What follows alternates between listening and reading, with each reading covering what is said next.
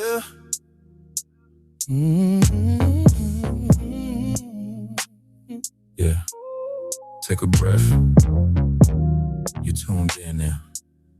Ben and Jay. I'm here with you. Another day, another story on the way. So much noise out there, hard to know what to believe. I ain't here to hype it up or tear it down. Just bring the truth to light, let it speak out loud. Yeah. From the streets to the world stage, from the past to the front page. If it mattered to your life, I'm gonna say it right. Innn and Jay is here to bring you all the news, every story, every voice, from every point of view. Innn and Jay is here. Current events, real time. Sit back, lock in, tap your ears. Yeah, you in good hands tonight. You good now? You good now? I know the world feel heavy when you turn it on. Every headline make you wonder where we coming from. But knowledge is power when it's done with care.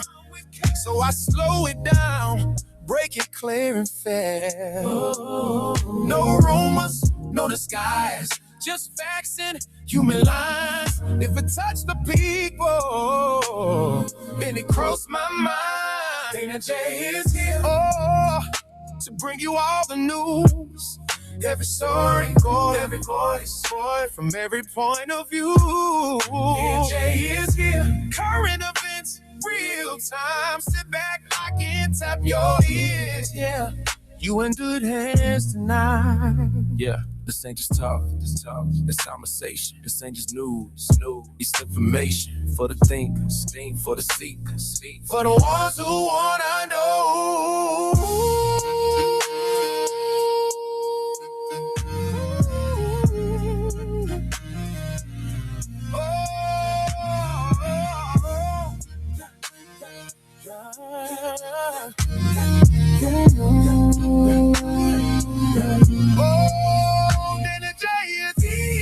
Yeah, I'm right on time, bringing clarity to chaos, one story at a time. Innn and Jay is here, so stay right where you are. Let's talk about what's happening now and where we really are.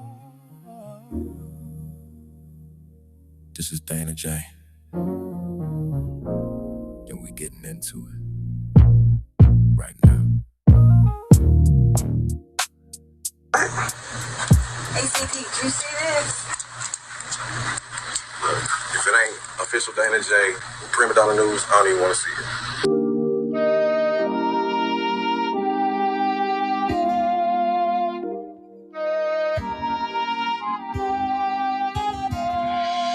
Though we don't know what tomorrow will bring us, let's live today. I'm saying just in case. Although we don't know what tomorrow will bring us, let's live today. I'm saying just in case. Dear world, I'm writing this letter, an attempt to make things just a little better. This is about living through life's stormy weather, because the truth is that we're not gonna live forever, and that's my point. Well, let me start with my boy that's doing 15 in a joint. Man, he could hoop, but he loved the street life. Could've went pro, instead he chose the street life. He turned rapper and wrote about the street life, but still could not make it out the street life. And one day he bought a Glock. Wait, now page number 2 will take you to another block. A man and his wife can't get along, all they do is fight. Both too stubborn to apologize, and sometimes it gets so bad they hope each other die. And one day she couldn't take it no more, so she decided to run out of the door. She jumped in the car and swerved off in a rage, and baby I'm sorry was all over his face. Oh, we don't know what tomorrow will bring us, let's live today. I'm saying just in case. Now that my homie done bought himself a gun, he stuck up some liquor stores, now he's on the run. Do anything to avoid the police. Now he's strung out on drugs and life is getting deep. To anyone, he would do anything. Give him the chance and he'd steal anything. Next thing he did really screwed up his life. But first, let's go back to the husband and wife. Now he's on the phone with his pastor, and she's on the phone with her mother. He tells his pastor, the woman is driving me crazy. Then swore up and down, she's not the same lady. She says, Mama, the man has been treating me so bad ever since we found out that I couldn't have babies. Then Mama says to her, girl, hold on. Pastor says to him, be strong. Oh, we don't know what tomorrow will bring. So let's live today. I'm saying just in case. Although we don't know what tomorrow will bring. Let's live today. Saying just in case. Now there's a warrant out for my boy's arrest, cause he done went and stabbed someone in the chest. Man, them drugs just got him breaking all of the rules now. His face is posted up and all over the news now. Meanwhile, on the other side of town, the husband and wife are starting to break down. She says to Mama, maybe I ought to call him. And Mama said, now that's the spirit. He says to Pastor, maybe I should call and say I love her. He say, I'm sure she loves to hear it. Then she gets a call on the other line. It's the doctor saying your test results came back fine. Congrats, girl, you're pregnant. Then she cries, finally a miracle sent from heaven. Now meanwhile, the other side of town, all hell done broke loose and it's going down. Cops chasing Reginald all over town. He's running every red light and driving real wild. Now meanwhile, and this ain't fiction, here is where I need y'all to pay close attention. She's so happy, she calls her husband up. He says, I'm sorry, baby, just as soon as he picks up. She says, I'm sorry too, and I got good news for you. Steve, I'm pregnant and on my way home to you. He jumps for joy, scream hallelujah, thank you, Jesus. While Reginald is still chased by police. She takes the highway, it'll get her there much faster. Reginald on the skyway, chase lasting forever. With the helicopters right over his head, with the searchlights on him. Oh man, now he starts panicking. Rachel's driving, so excited she's not realizing that just a block away, a man is on the run, while the husband's at home praying for a son. And the policeman is screaming for the call. Rachel calls her husband and says, I'm getting close. He says, honey, I'm fixing up something special in the kitchen. And at the same time, Reginald makes a stupid decision. He turns down a one-way street. Then Rachel notices this car coming and yells out, Steve, out of control, a senseless mission. Next thing you know, a head-on collision. No, we don't know what tomorrow will bring us. Let's live today. I'm saying just in case.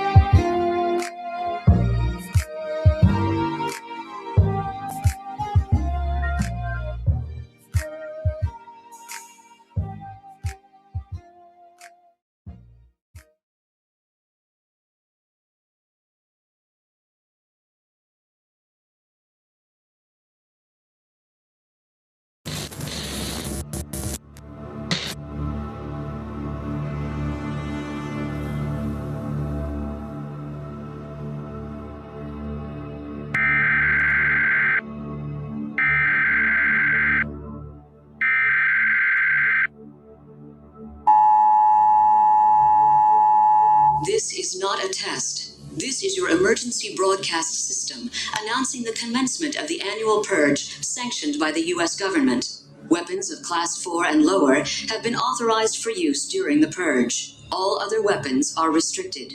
Government officials of ranking 10 have been granted immunity from the Purge and shall not be harmed. Commencing at the siren, any and all crime, including murder, will be legal for 12 continuous hours. Police, fire, and emergency medical services will be unavailable until tomorrow morning at 7 a.m. when the Purge concludes. Blessed be our new founding fathers and America, a nation reborn. May God be with you all.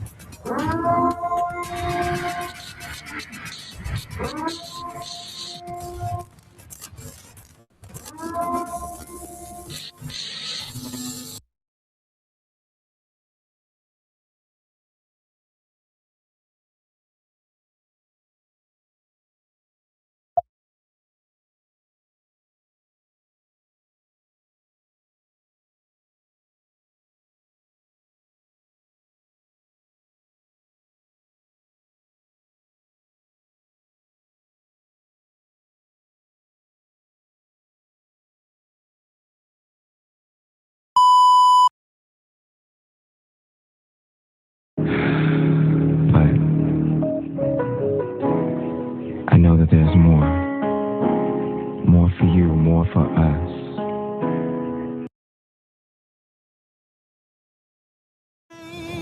Children, rain all night long. Didn't it all, didn't it all, oh, my Lord, didn't it rain? Didn't it rain, children? Rain all night long. Didn't it all? Didn't it all? Oh, my Lord, didn't it rain? You can't run from it. You can't deny it. You can't pass it off. It's your call. God knew what he was doing. He knew who he was calling, and he expertly and intricately detailed every aspect of your life, your being, your persona, your psyche, your physicality, everything about you, from the texture of your hair to the color of your eyes to the way that you laugh to the fingerprint on your thumb. Everything is connected to your calling. And until you walk into the fullness of the thing that you were created for, you will find yourself frustrated. You're called. Fuck it, I'm gonna stay right here and do something to motherfucking show.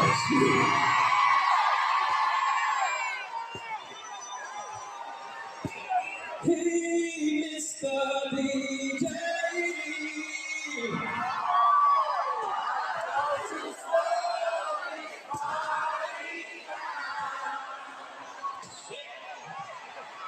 The ladies in here are fly. And there's one who's caught my eye. I wanna pull her close to me and whisper sweet things in her ear. Oh yeah, because tonight I'm full of fire, baby. Oh yeah, and you're the only one my heart desires, baby.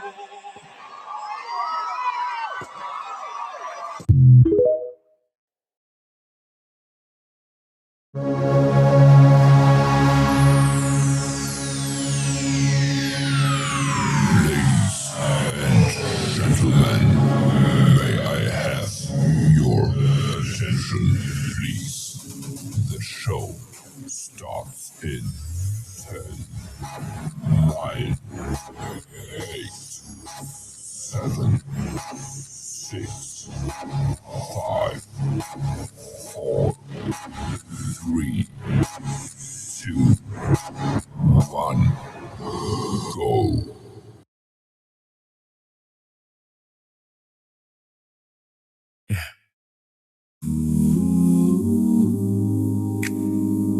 Take a breath.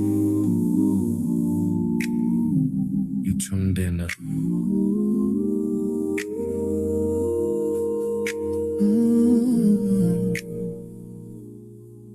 Another day, another story on the way. So much noise out there. Let's clear the haze. Yeah. Energy's here to bring you all the news. Every story, every voice from every point of view. Current events, real time. You in good hands tonight. This is Banner J. Let's get into it now.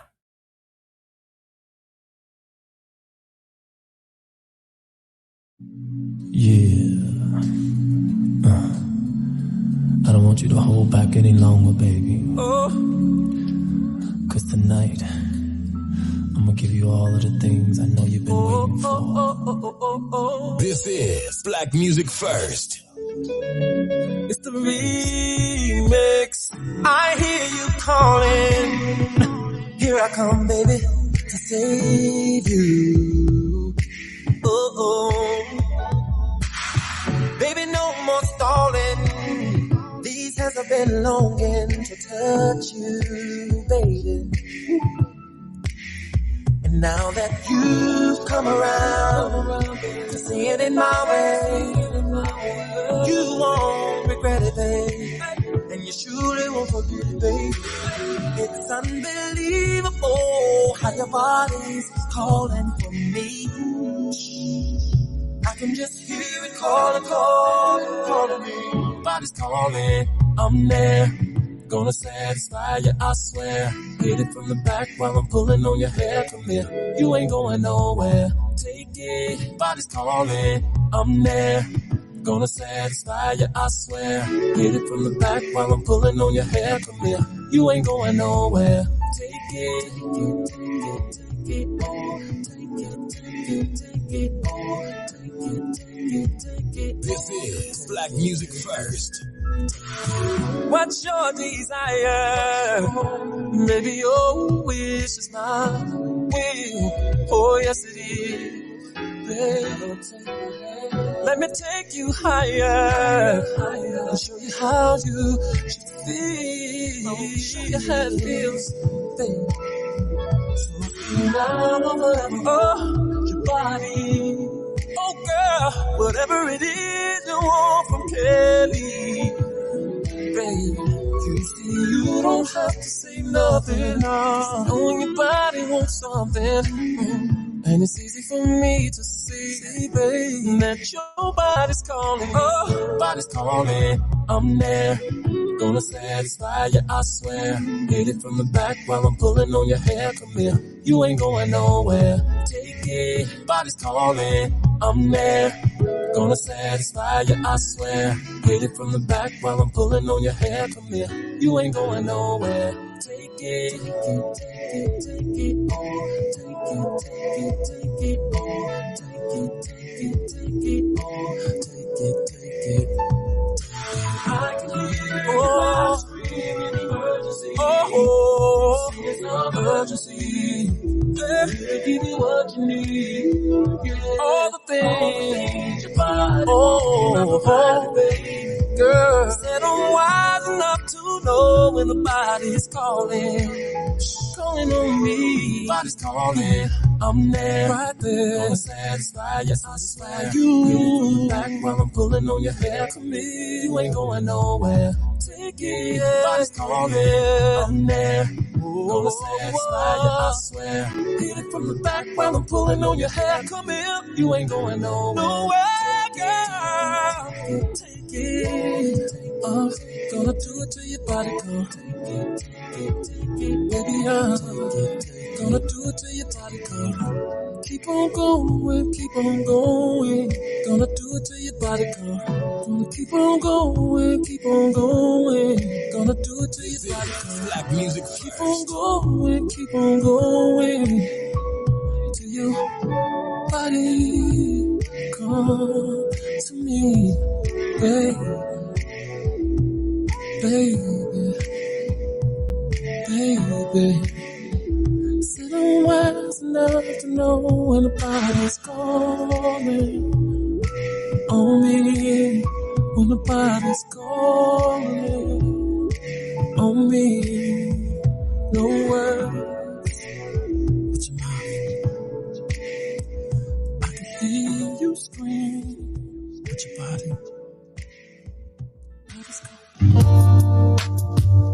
Hey, yo, you. Lifetime. Chapter 7. This the part they didn't show on TV right here. Niggas is gonna hate me. B2 movement gonna be outside the studio. Pitchfork. Life Jennings, man. Let's go. Sitting here watching this TV, thinking down to myself, is it me or anyone else? Find it kind of weird, Same little girl he kissed on, the little girl they say he pissed on. Her uncle still playing bass for Kells. It has been for years. And them niggas fail to mention when women in their 30s ain't children. Your story can't be in the same sentence as a 14-year-old victim. Oh, and when they took Bill Cosby, said we didn't want to let him go. We don't fuck with Bill Cosby. We fuck with Cliff Huxtable. La, la, la, la,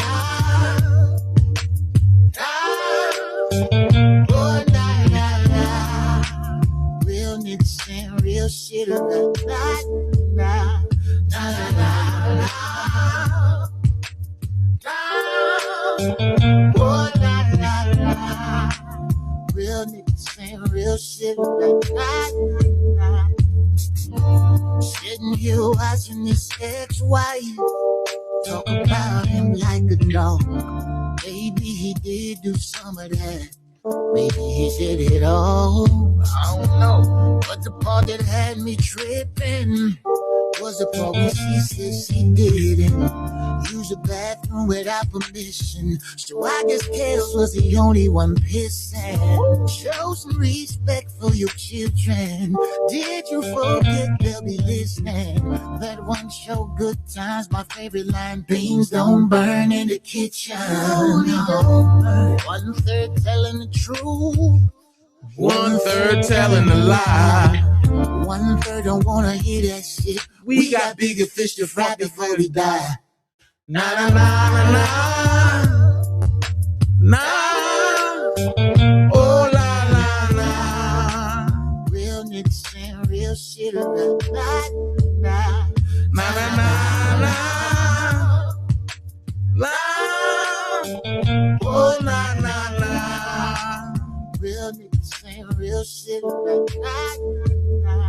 There's a so-called R. Kelly, and every so-called family gotta teach girls dignity, otherwise they gonna be not seeing nothing wrong With a little bump and grind.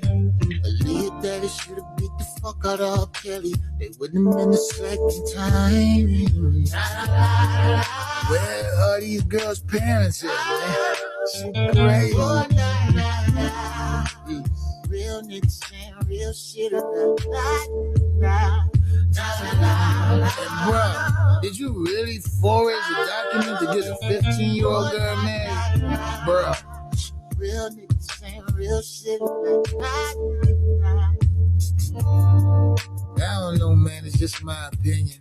Life Jennings, they about to kill me. They about to bring up my past. Only difference is niggas know I did 15. Bring up all of that shit. Guess what? I did it. I did it all, niggas. But I'm not doing it again. I'm not going back to jail for you niggas. But that's a whole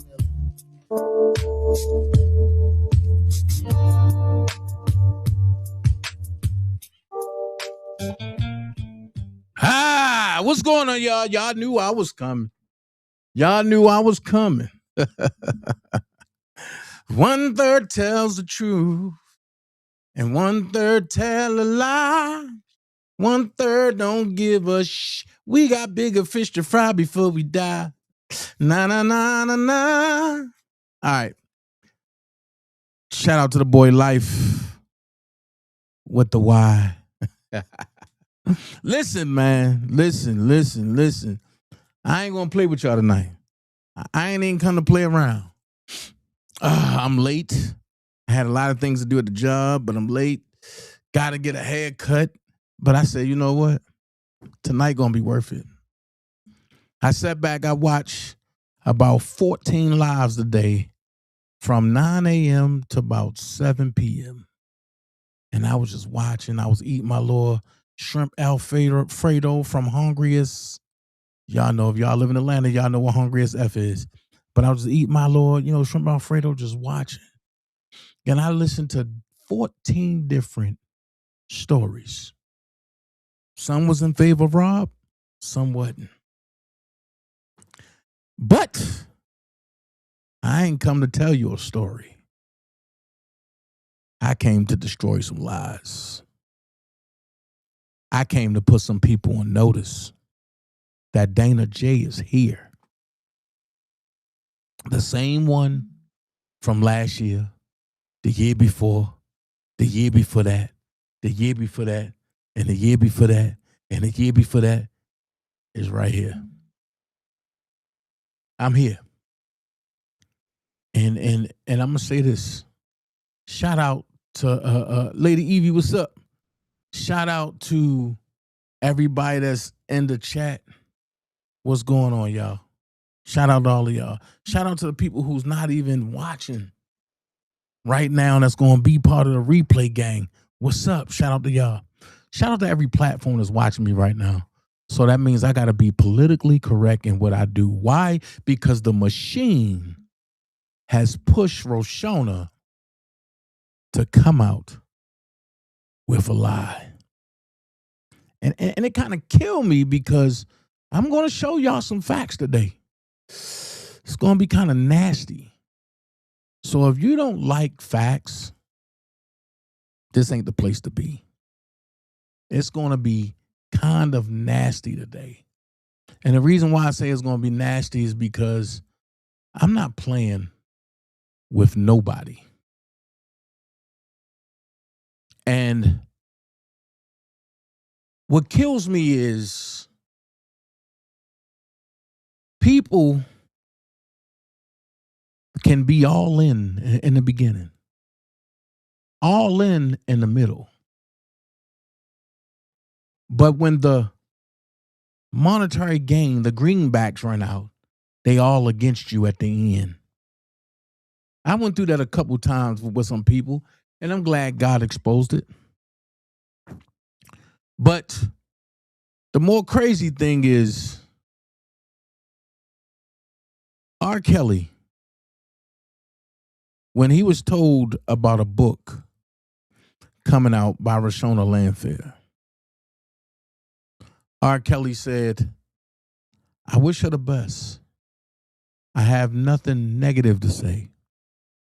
I pray that she lives her life and have a great career. That says it all for me. Most people be like, oh, no, he knew he was guilty. No. And you know what that say to me? That he's at peace at the lies that people are going to stage against him. And he said one more thing. He said that Miss McGlynn told him, in order to be the best and in order to soar at the great heights, you have to be able to take all the hits and lies that come against you in a backstabbing. So let's get into it, because the topic is Sparkle and Reshona. Better be careful what you do to the R. Jump in. So most people say, what is that about, Dana? Because, Reshona brought out a book today, and it's detailing everything that happened. Well, you know what Dana say? You can bring out all the books you want. But when you have the manuscript,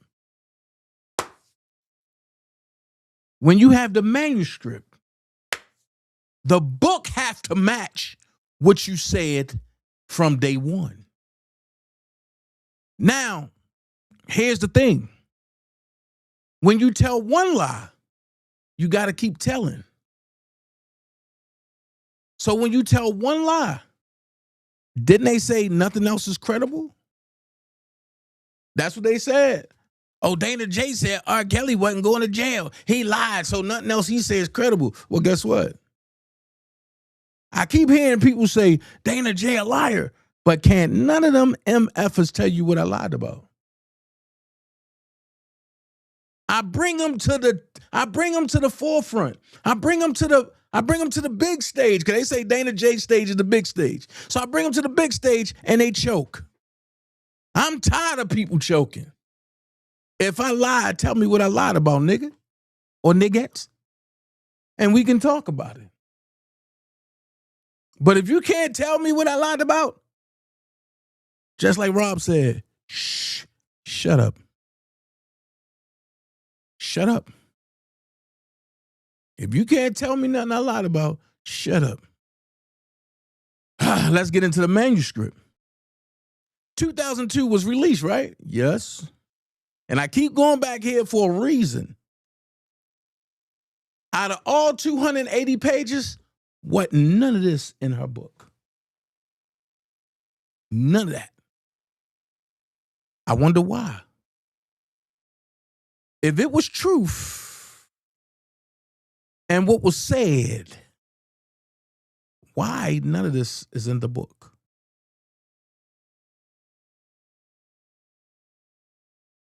It should all be in the book. After all, James Earl Jones said it's the book that got Bubba cooked. Maybe it's the book that's going to get Reshona cooked. Because at one point,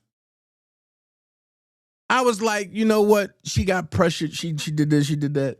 Then Reshona wrote a letter to Rob and said, they made me do it. I'm sorry. Please forgive me. I find it funny that the most damaging people that took the stand against R. Kelly wrote a letter of repentance. Reshona, Geronda,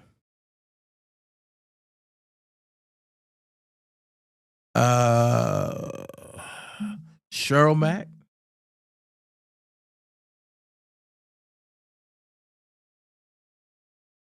come on, man.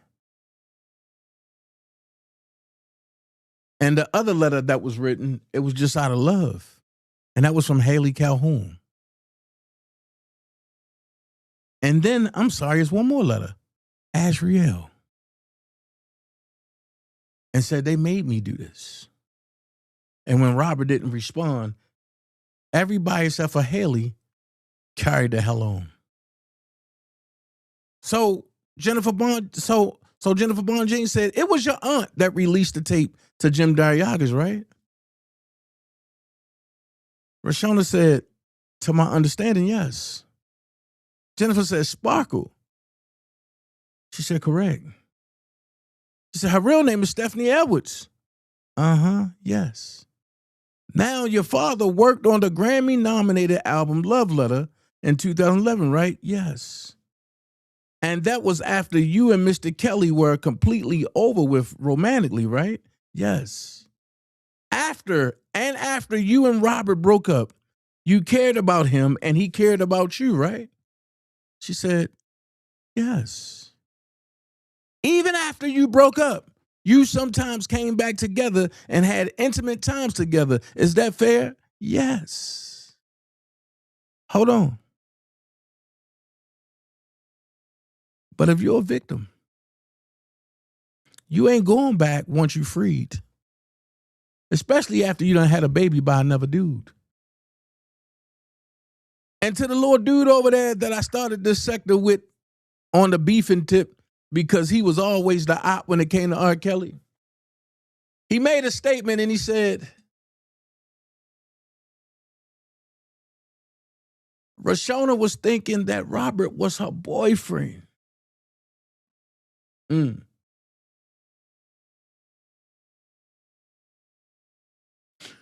So that brings me to this case. Women and men can't have fantasies about people that they want even though they never had them.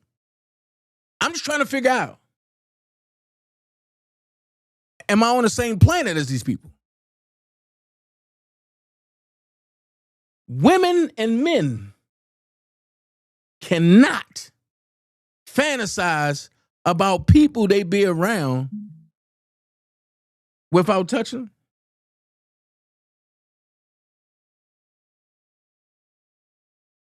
Because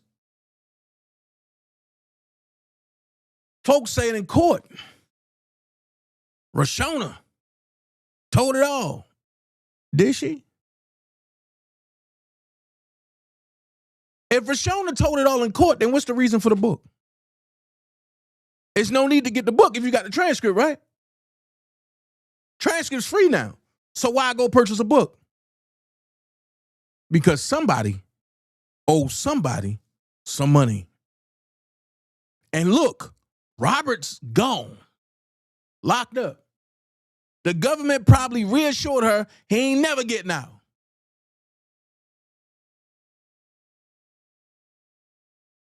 So if you look at line 24, and he helped you out from time to time with finances and things you needed, correct? She said correct.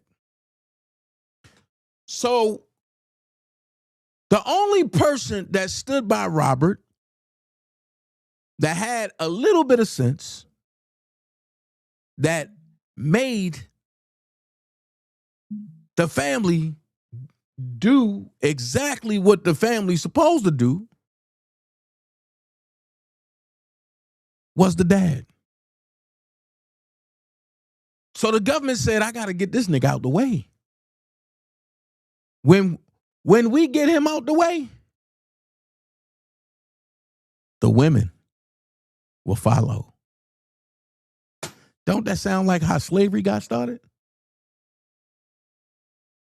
If I want to capture everybody on the left, I buck break the man or execute him. When I do that, the women don't have no protection. If you looked at what Rolling Stone put out there, outside of her dad, Robert was her protector.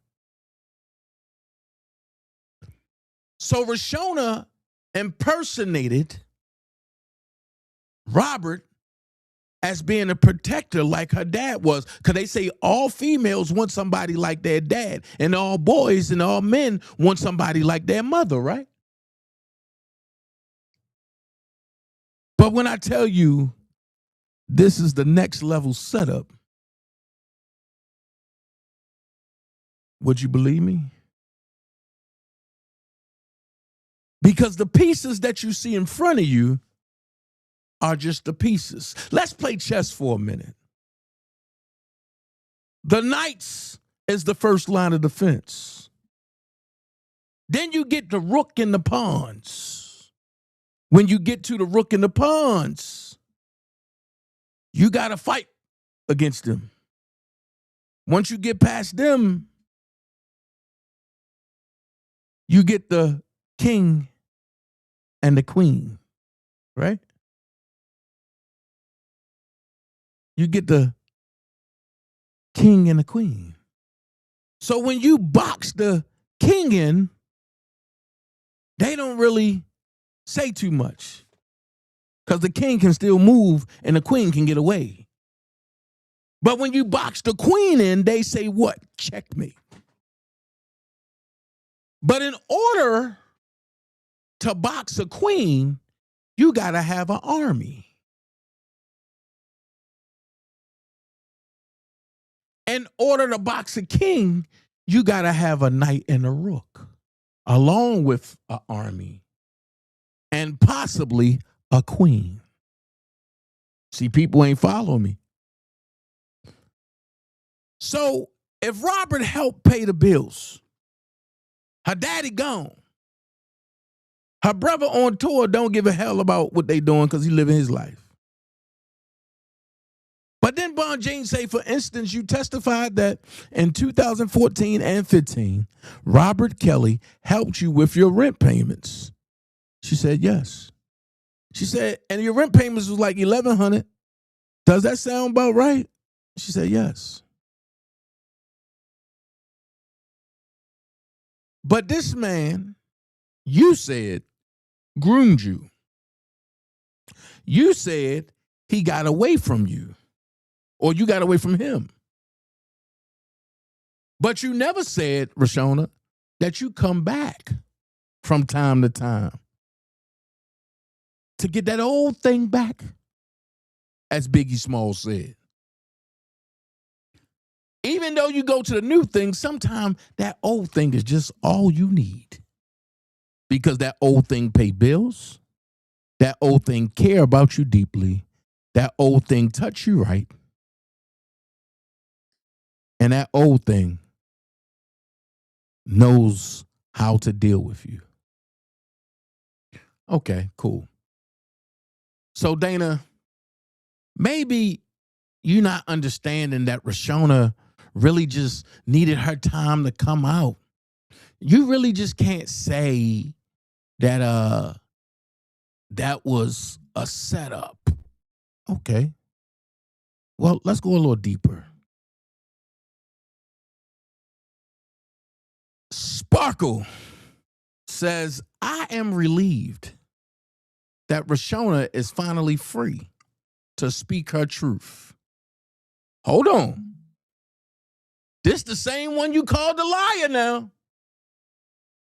You can't have it both ways. Either she was lying when she told her truth on the stand, or she lying on the stand and in this book. So, Sparkle, I need y'all to get this shit together. Because either she was lying on the stand and lying in the book, or she lied in the book and didn't lie on the stand, or she lied on the stand and now told the truth in the book, or she lied both places. Because you said, Sparkle, I am relieved that Reshona is finally free to speak her truth. But then you came out and said that she was a liar and her truth was false. And then you said, and begin her healing journey. Wait a minute. She got a whole baby by a whole nother nigga. Her healing journey ain't begin? I'm lost. So because a man is incarcerated that looked out for your whole goddamn family,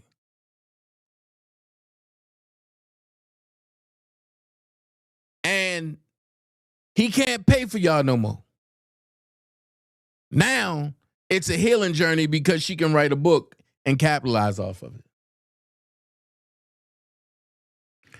So, and at the end of my life, I'm going to give you my whole point of view. So don't go nowhere because I'm going to give you my whole point of view. So she said, in addition to justice, I have always wanted healing and peace for her. Huh? I do need to be clear about one thing. Any suggestion that I groomed, facilitated, or enabled harm to my niece is untrue and deeply painful, especially given my documented actions at the time and throughout. Pause. Sparkle, I thought you said you ain't have shit to do with this.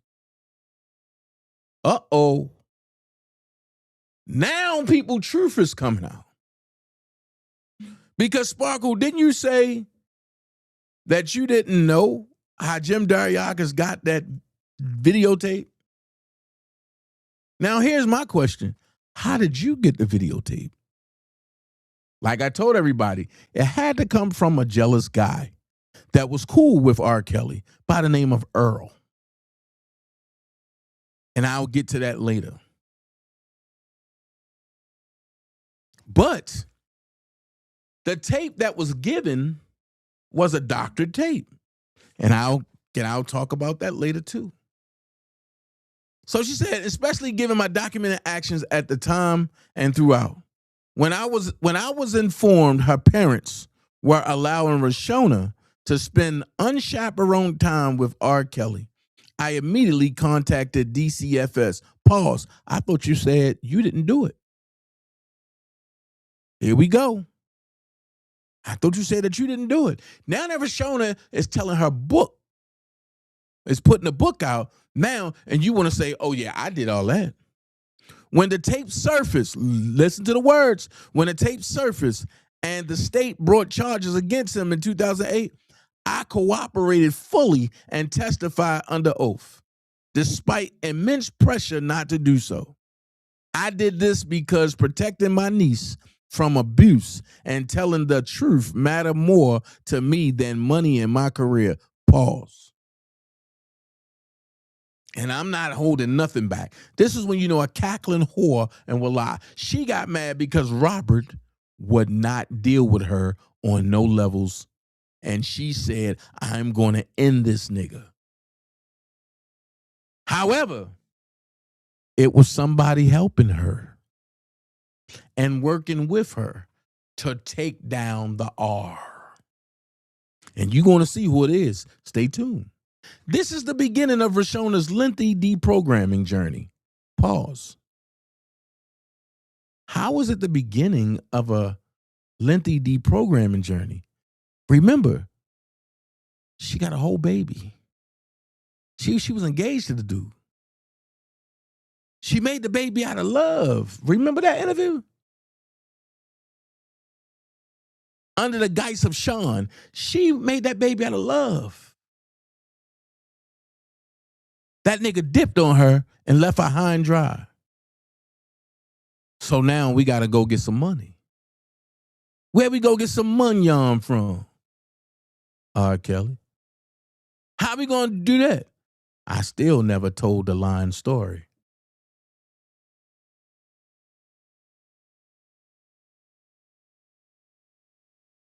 What's the line story? I was a victim.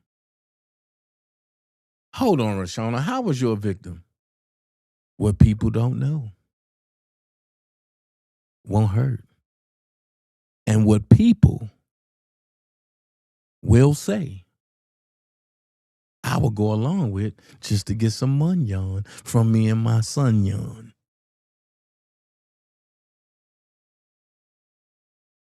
So then she said, it is true that she is a survivor of years of abuse. Hold on. If it's true, I got a question. If that's true, Sparkle, why did you stop?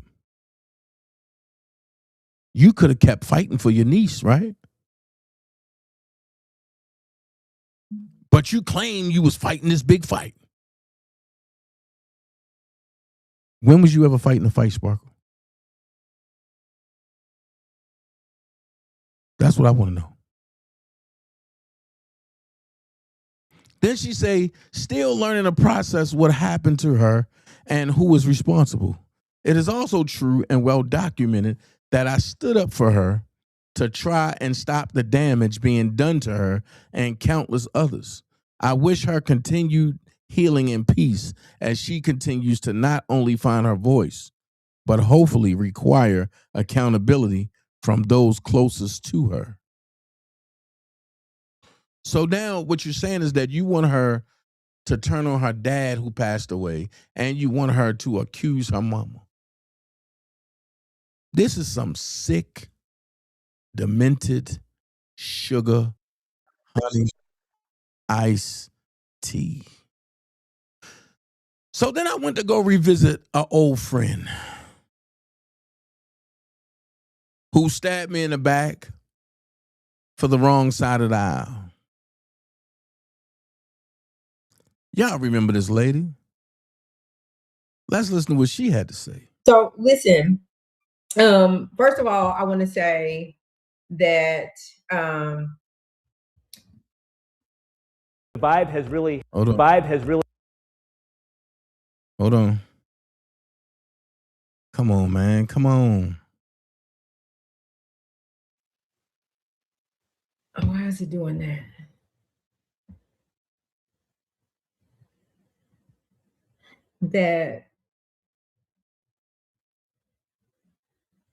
Hey, Bridget, BFF, thank you for being here. Thank you. This wasn't the point of covering it. Blew out the window, is my opinion. And I'm not going to revisit that. What I'm here to say is that there were a lot of stories that came out about R. Kelly. And what I believe is that some things I was like, how could that have happened? Like, how could he have done that? But then when you hear other stories, like this girl, we know that that's her on the tape. And we know that that is out of pocket, out of line. He did it. And so for that, he has to pay for that. And anything else that he did to any other young girl that he did, that he's convicted of, he has to pay for that. I've always said, if I go take all of my interviews out and all of my videos off of private and put them back out there, which I won't do, I've said that whatever he is responsible for that he did that was wrong, he has to pay for that.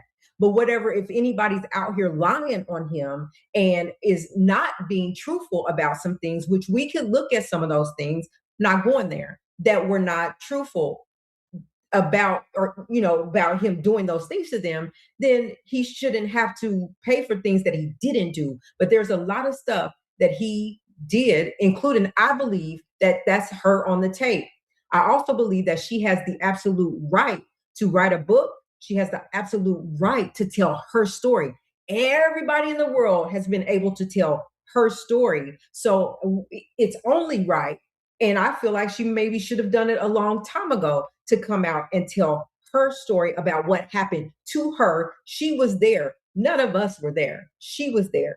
So she has every right to speak on what her truth is. Why is it that everybody else can come out and speak on their truth, but it's wrong for her to come speak out on her truth?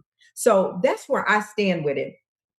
Just to get it out there, I stand with anything anybody does. Robert Kelly, Sean Combs, Jay-Z, it don't matter. It doesn't matter who they are. If you've violated young girls, underage girls, or if you violated a woman, period, after her saying no, if you abused them, if you put hands on them, you have to be accountable for that. And what she's saying is that even when she got on the stand, he was still mugging her as though to say, why are you on that stand doing this to me? So we also talked about how R. Kelly was actually abused as he was growing up, and that he never got any help for that. So it just spewed into his adult life. Well, what was happening to her is that Let me dispel that lie real quick. Just because you was abused as a child don't mean you're going to abuse somebody else. That's not facts. That's not facts at all. This is why I say what I say. And if you look in the chat, you'll see who's in the chat. But you about to see who come up on the screen. Let's listen. everything she experienced, even like, can you imagine being a young girl and your family, your dad plays the guitar for him. There's a financial burden that he's paying them to stay there. And so that Reshona can be around. And she has no say because she's a minor. So she just got to do what people tell her to do. So now she's never been able to talk about it. So now that she, I mean, and she's carrying that, like she like changed her whole person to Sean so that she could just live in peace because everybody know who she is. Everybody knows who she is. So pretty much is what we're saying. What I'm saying is that I believe Reshona. I believe what she's saying. Okay. I believe that she has the right to do what she needs to do. Okay. And I believe that that she should write a book, and that whatever she makes off of that book, at least she gets that, because there will never be closure for her for what happened to her when she was placed on a tour bus and couldn't come out, when she was placed and laying on a chiropractor bed and couldn't come out, when she was placed places and then come out and make it look good, but he's actually violating her. That's her words, right? Now watch this. I haven't spoke on something because it really pains me. And I really, and until I seen this video, I really didn't want to believe certain aspects about this lady. But when you did what you did between me and Kip and laughed about it,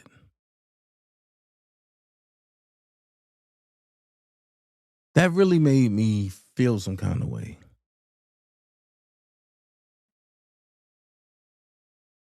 And I can honestly say I believe Kevin Terrell when he said that you meant no good to nobody. And Dana, you should have thought twice about taking him to see R. Kelly.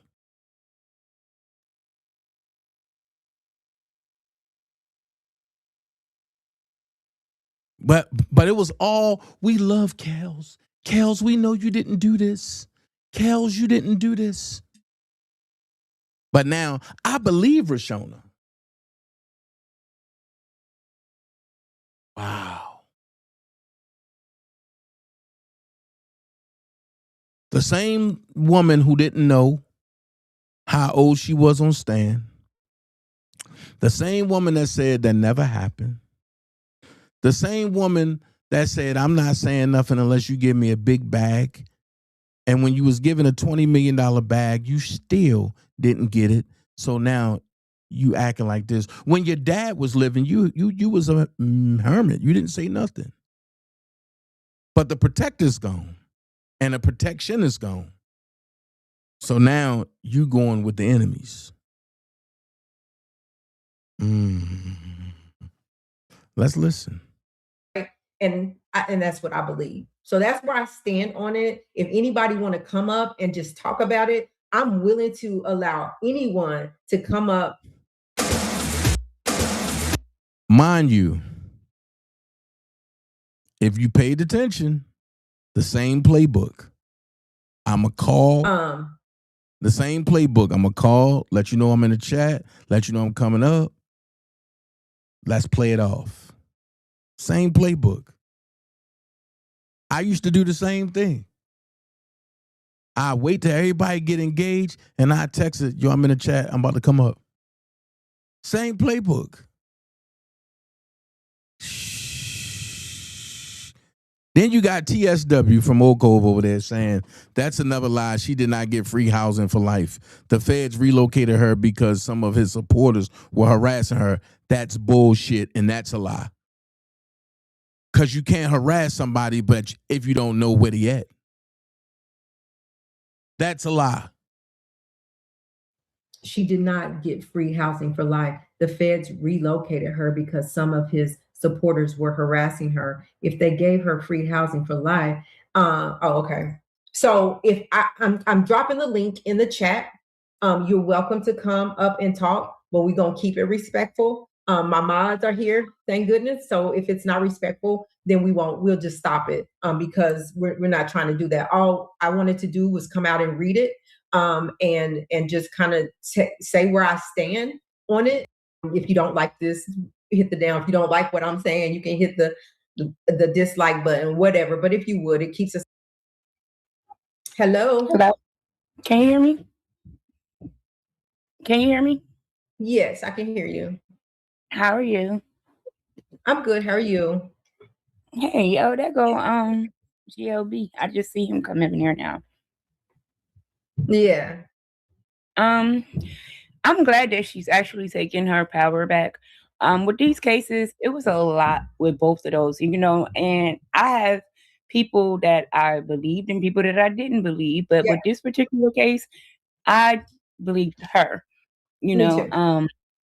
and just the way that everything went down from the 90s up till now, it was just all messed up. And she's right. So many people failed her. Yes. So many people failed, including her family. And when Sparkle came out with that interview saying that she was lying on her, it was because she said that Sparkle was the one who had asked her to be the godparent or whatever. She said that she didn't do that part. So that's what the lie was supposed to be. I don't know, Yeah, I agree with you. I feel like there were some people that she was failed, period. She was failed by the school system, the people that are mandated reporters. She was failed by the community. She was failed by her parents, even though, she didn't stand by her parents. But I think that they failed her. And what is she supposed to do? Everybody's failing me. So I'm just gonna do this, right? And so she ended up just going with the flow, which really and truly in her heart, that's not what she wanted. And the thing she was hanging on to was that nonprofit that was snatched away from her. And then she felt like once that was gone, Like, what else does she have to hang on to? Hey, I can't even see y'all. I can't see nothing. Hello. Thank you for being here. You can't see?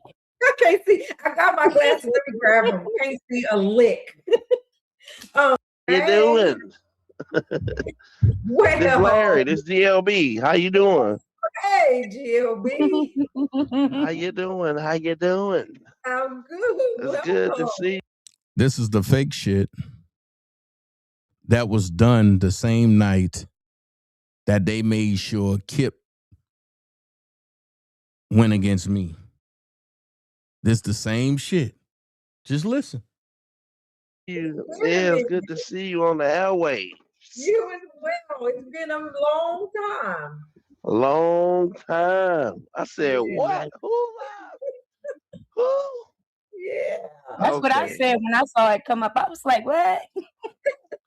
Man, I had 6 people call me immediately. I what? Who? What are you talking about? So let me get up. So I'm listen, I'm gonna tell you where I stand, and that is I just report the news. I'm not we talking about Reshona. That's it. It is okay. It is okay to change your mind and have your own opinion, how you process information.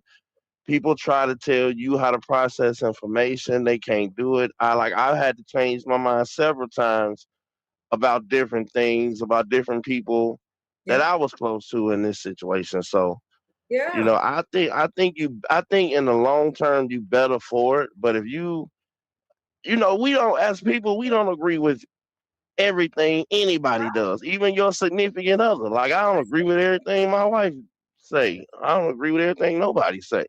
Yeah. So I think that's who you are. I think you're telling the truth and you're being honest when you are, you know, when you out here and you got your individuality going on and you're able to compartmentalize things. Looking for an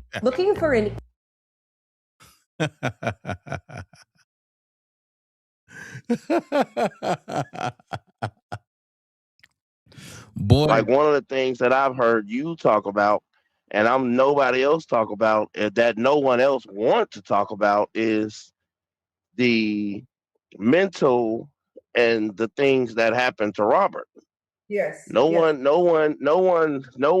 will ever talk about that because it seems like it's an admission of guilt, but right. So now and the feds don't put people on the stand that's gonna have issues and problems. You know, that don't have issues and problems. The Fed's not gonna put anyone on the stand that'll open the door to somebody that wants to come in and testify that they don't want as a part of the case. So what? Come on, Drea was with him all that time. She wasn't pregnant the whole time they was married. She was only pregnant 3 times. That's 9 months out of all those years. What do you think she was doing? He's very sexual. He likes to have sex. He likes to have threesomes. She was the girl on the bus at one point. I think she slept with a lot of these girls. I think she slept with, and then come on. I don't see R. Kelly. This is what I mean when I say people that sit back and say, I think. That's their opinion. Opinions don't trump facts. And with that being said, hold on. And with that being said, I don't deal with opinions. There's no need to have an opinion when you have the facts. And what kills me is when you see people starting to resurface and link up with the ones that they said, Dana, you should never talk to. Well, let's jump in some facts real quick, okay? Let's go. There ain't no way that R. Kelly could run a tour all around the country and manage to keep all these girls hostage in 3 different homes in 2 different states. And they all have cell phones and there's a front fucking door for them to walk out of, which means it didn't fit what the parents were saying. These girls got all the access they want. They can call their parents. They can walk out of the door.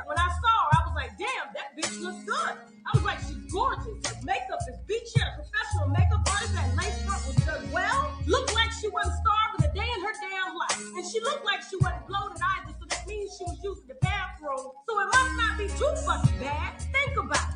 If you are allegedly holding these young girls against their will and making them go to the bathroom when you say go to the bathroom, but when I saw the pretty bitch that whose parents gave her to R. Kelly, because they gave that little bitch to R. Kelly, and now they want her back because they're not reaping any of the benefits that she's getting, like those lace fronts and handbags, and being able to sit front row to see R. Kelly and meet who R. Kelly knows in the industry. So that's what the fuck is going on. Now, there ain't no damn way R. Kelly has time to manage 3 different homes in 2 different states, and all of these girls got their own rooms because there ain't no physical or possible way he can fly from home to home for all the girls every single day and spend enough time with them on the phone or in person because he has to travel and tour way too much. It's too much to manage. And when you brainwash somebody, you have to spend all of your precious time with them. It ain't no once every 2 weeks I'm gonna fly in to see this bitch who's living at my house and eating my food, and she occasionally has to ask me who she's calling because I don't want just anybody knowing what the hell is going on in my house that I'm paying for your little fast ass to fucking live in. Because that's exactly what they are. Fast ass little girls who came from the hood, who came from poor parents, and it's just like a parent who has a basketball star kid, and the kid is being offered all of these incentives just to play basketball. That's exactly what the fuck is happening with these young girls. They are getting. Now, wait a minute. When I told y'all Tasha K was offered a bag by the feds, a lot of people told me I was lying. Y'all haven't seen that.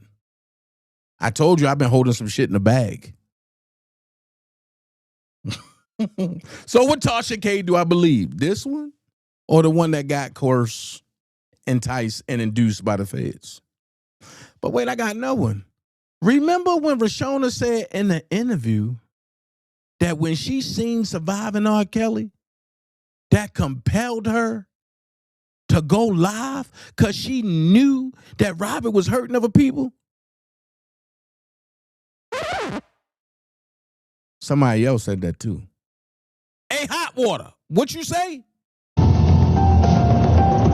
In January, following the uproar sparked by the Lifetime docuseries Surviving R. Kelly, Carter responded to a plea by the current Cook County State Attorney Kimberly Fox for victims to call her office. We need actual witnesses and victims to have the courage to tell their stories. I would be going on with my day. You turn on the news, here's another R. Kelly victim, another R. Kelly victim, another R. Kelly victim.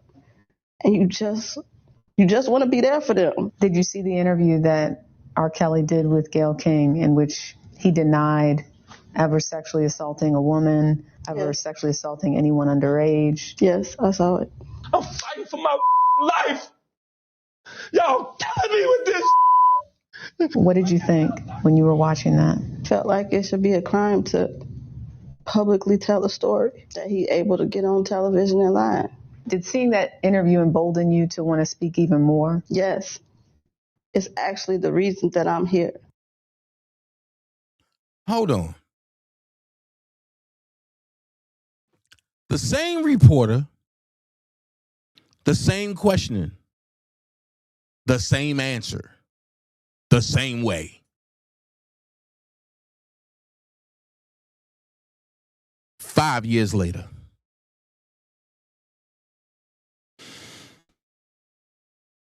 Is there a possibility that somebody could have been coerced into saying these things?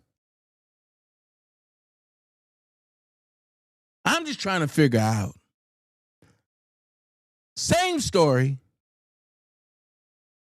same answers, same hosts, same look, same stern, same person. Same storyline, different actress.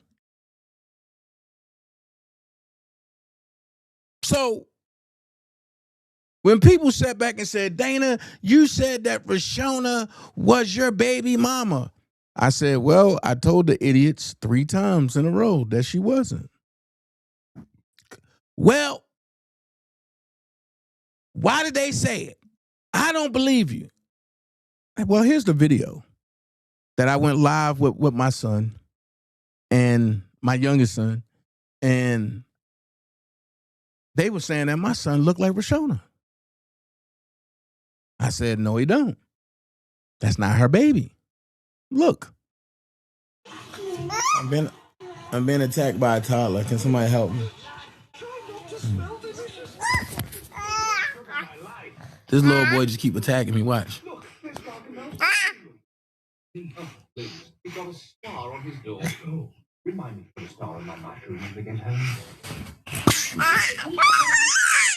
I'm being attacked by a kid.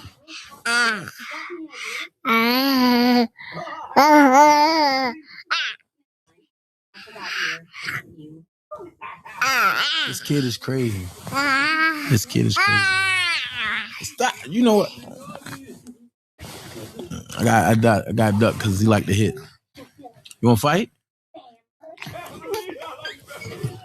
Y'all see that? I'm being attacked by a kid. So when I say all lies is going to be destroyed, I'm just the one to do it. However, what kills me is the fact that nobody wants to tell the truth. What up, Marcus? Nobody want to tell the truth, so let's tell the truth. Everybody talk about who started this and this and this and this and this. Well, 97 Baby Girl was started by John Savage. And it's weird that J Savage Collections is the email for 97 Baby Girl.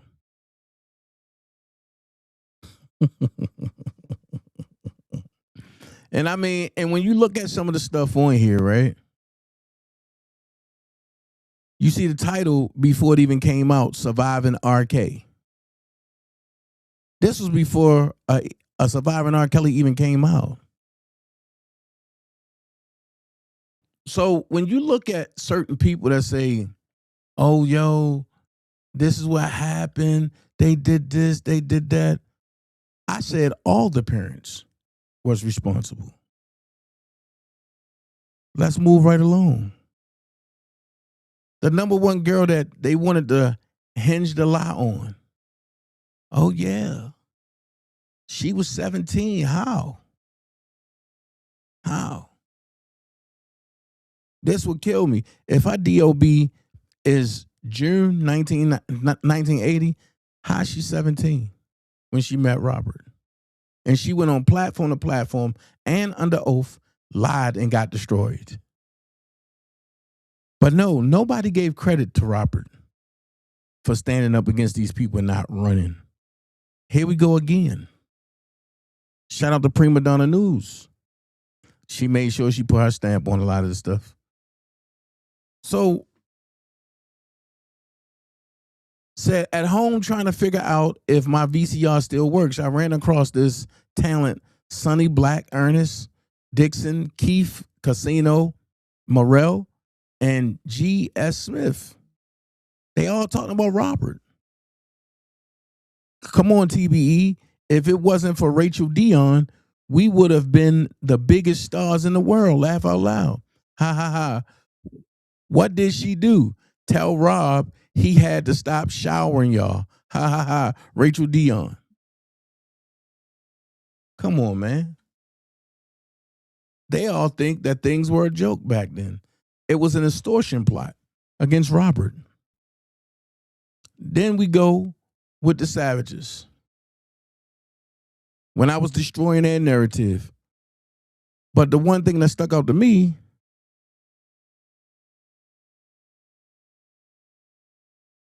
is when I said, ma'am, why are you still texting me? I don't do married women. Stop. Stop it, please. This is harassment. She said, I will fight for my daughter to the grave. If you think you can disrespect me, others something, I've been shedding blood, sweat, and tears for almost 3 years. You will see, just like RSK thought no one would expose him. F his money. Our daughter never was for sale. What?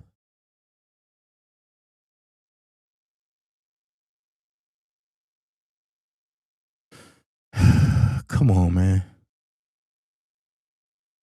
Then she said, I will die for them. I dropped the charges on you. I told them I had better things to do. So when I tell you I've been in this fight longer than most of these niggas, before there was a grown little boy, it ain't nothing new. But let's keep going. The setup gig. The setup gig. When I tell you this has been an all-out setup, everybody wanted this man gone. And here's the lawyer. Y'all gonna hear about this later. Attorney William Buddy Myers. Sparkle ain't even know his first name was William. She just knew Buddy. But attorney William Buddy Myers testified. He would say that the alleged victim's relatives contacted him about representation and that he was never in possession of the video. Myers' testimony would impeach Stephanie Sparkle Edwards, the alleged victim's aunt. Edwards testified that Myers contacted her. Come on. If you can't see this, that this is an extortion and money plot, watch this. Javante Cunningham. I exposed her for never being a backup singer for Leah. But pause. She always was friends with Sparkle. That's her protege. Or Sparkle, that's Sparkle's protege. So I say Sparkle was dropped from the label for refusing to show up to work unless her boyfriend, Steve Huff, was allowed to work on her next project. In addition, she was released several times for insubordination. Pause. When you get hired for a job and you decide not to show up to work because your old lady or your old man can't come, aren't you going to get fired? So let's go here. Later, Sparkle was released for good, and she went to Motown to record the album Told You So. The album's only minor hit was It's a Fact, which reached number 62 on the R&B charts. Sparkle tried to team up with Kelly once more, but was unable due to past issues. After Kelly refused to work with Sparkle, she claimed her niece was in a sex tape having sex with R. Kelly, which Kelly, the girl, and her parents all denied. Pause. So if everybody denied it then, in the beginning, and in the middle, why is everybody accepting and saying it's you now when your dad died? If your dad was still living, you wouldn't have been saying none of this. Your mama wouldn't have testified. You wouldn't have testified because the feds wouldn't have been able to get close to you. That's why they had to give your dad the shot to stop his heart, to make him have a heart attack.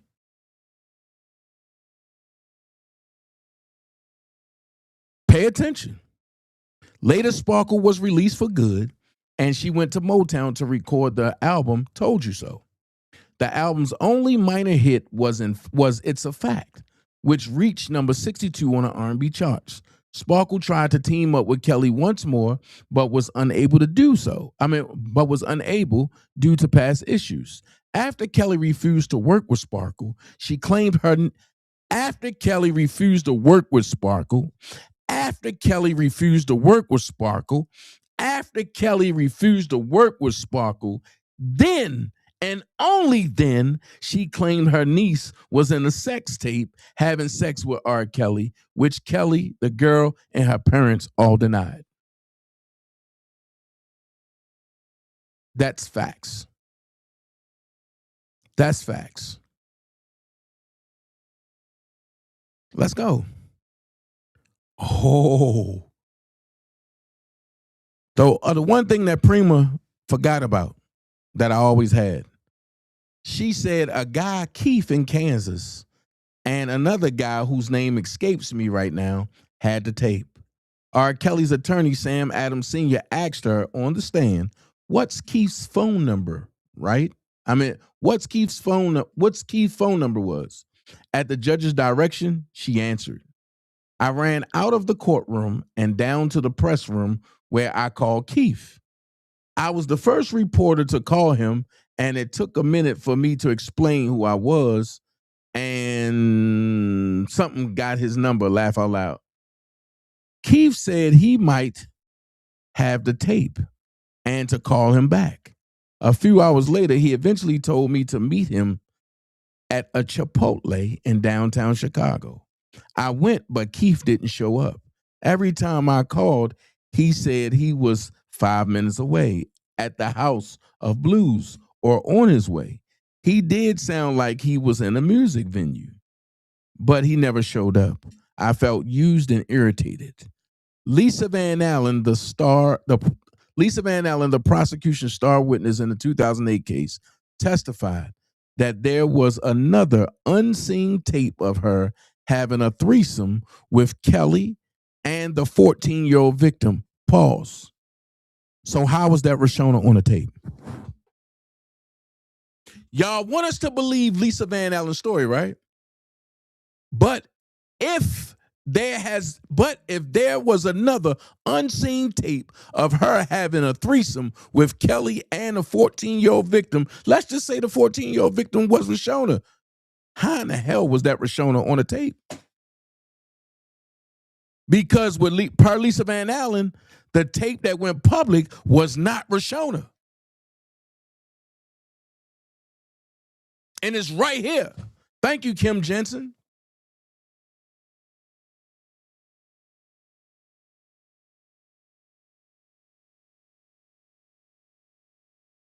Let's make it make sense.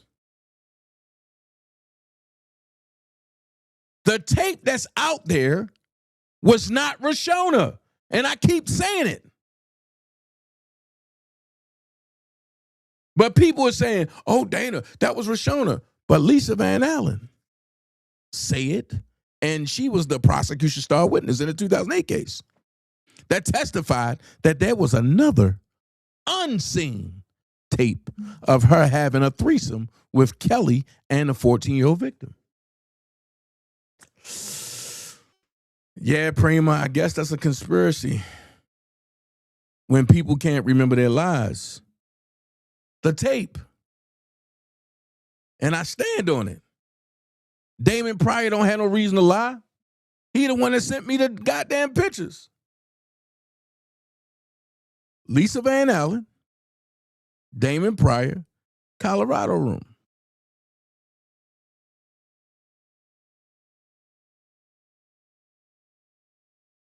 Colorado room. And the 14-year-old, it wasn't a 14-year-old. It wasn't a 14-year-old at all. Let's keep it a buck. I gave y'all these pictures before. That's not Reshona. That's not Reshona at all. Better yet, let's move this down a little bit. Let's bring this down right there.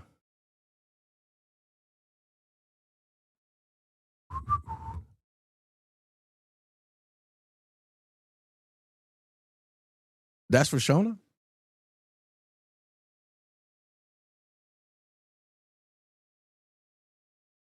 That's Reshona, though. I'm just trying to figure out. That's Reshona?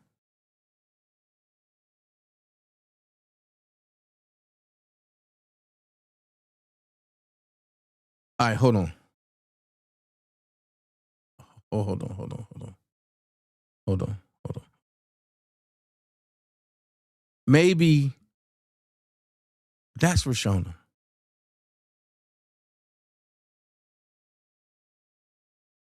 That's Reshona?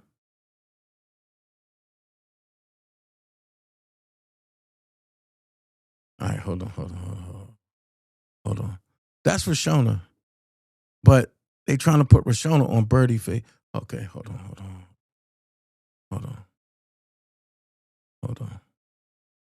Maybe that's Reshona.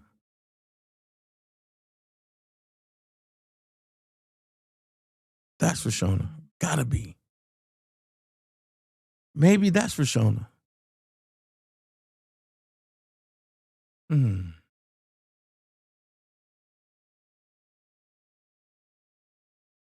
But let me do this. Because I don't need everybody signifying. Let me do this.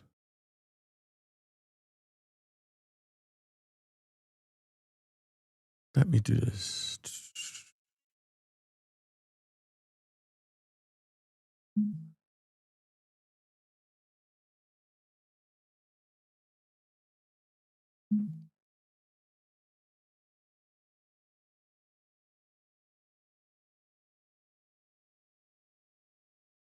Let me do this. Let me make the R. Kelly haters mad. The ones that hate R. Kelly, let me make them mad.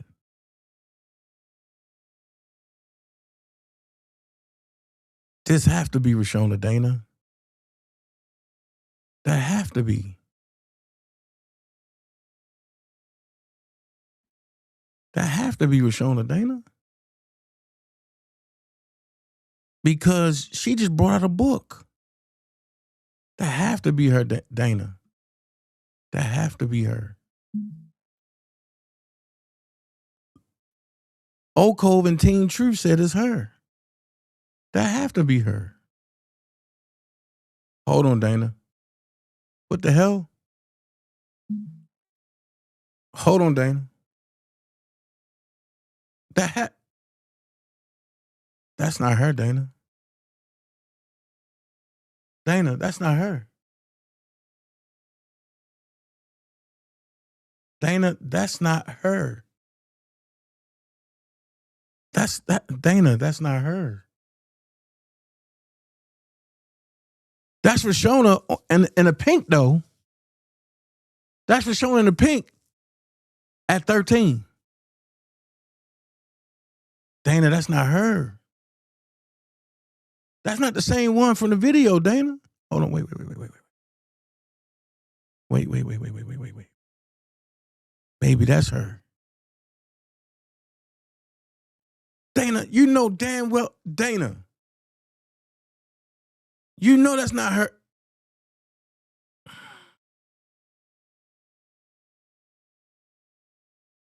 At the end of the day, you always got to go back to a reason and figure out some things, right? Why would anybody want to take Robert anything? And who would be the mastermind? Daryl McDavid? No. Who mastermind Daryl McDavid? Demetrius Smith? No. Who mastermind Demetrius Smith? Barry Hankerson? No. The one bitch nobody talking about. I'm going to let you think about that one.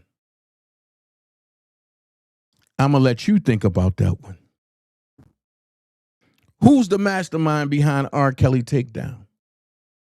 That's all you got to do is look at who rose to the top. And look who likes the picture.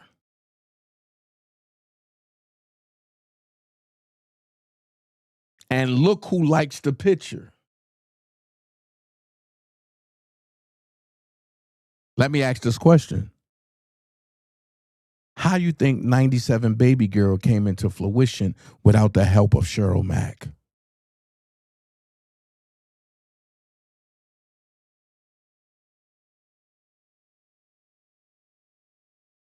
Let's make this make sense.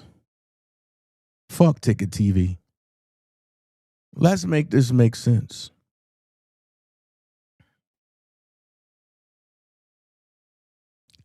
A nigga always gonna badmouth somebody if they not there. Cheryl Mack knew all of R. Kelly movements. The houses was in her name. Everything was in her name. So when he fired her, she said, I'm gonna get you. That's my point, Prima. Everybody want to write a book but couldn't go to the police. Oh, everybody got the same plot story. I wish I would have said something. Really? Is this what we doing? And I'm going to ask this question. Mom fight to save daughter. Do anybody know who that is? I showed you who it was about 10 minutes ago. Exactly, Prima. So do anybody know who Mom fight to save daughter is? When you know who Mom fight to save daughter is, you know the significance of this picture. Hey, Mama Mary, the significance of this picture is this.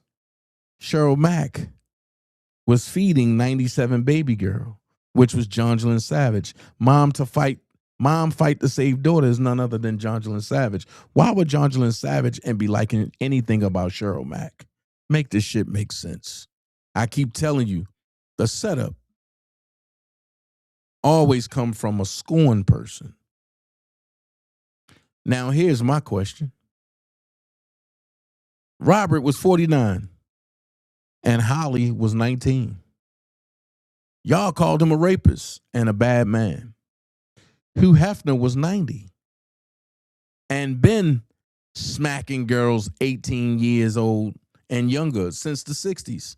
And folks called him the man. Make this make sense. With that being said, I'm going to do one last thing before we get out of here. And I'm going to grace y'all with some facts, with some truths. Just in case y'all forgot, let's go down this train one more again. For y'all that don't know, for y'all that wasn't here, let me introduce you to Sparkle's Revenge. Listen. I told you guys that when enough is enough, enough is enough. Now, Lifetime, all of y'all lying. Lisa Van Allen, all of y'all lying. So now, what y'all about to hear is the plot that Sparkle has put out and who she contacted and who she chose to try to exploit, just all to hurt R. Kelly, all for her personal gain. Once again, y'all don't gotta believe me. But women lie, men lie, evidence don't. Here's the whole detail, not the whole, but I'm gonna give y'all a little bit of the detail from the 2008 trial. Sit back and listen to this. Now y'all gonna see who's the real liars and who's not. Hashtag free R. Kelly. Hashtag vindicate R. Kelly. Hashtag Kelly is innocent. Hashtag lock Sparkle and Barry Hankinson up now. Dispatches from the R. Kelly trial, written and read by Josh Levine. Sparkle's Revenge.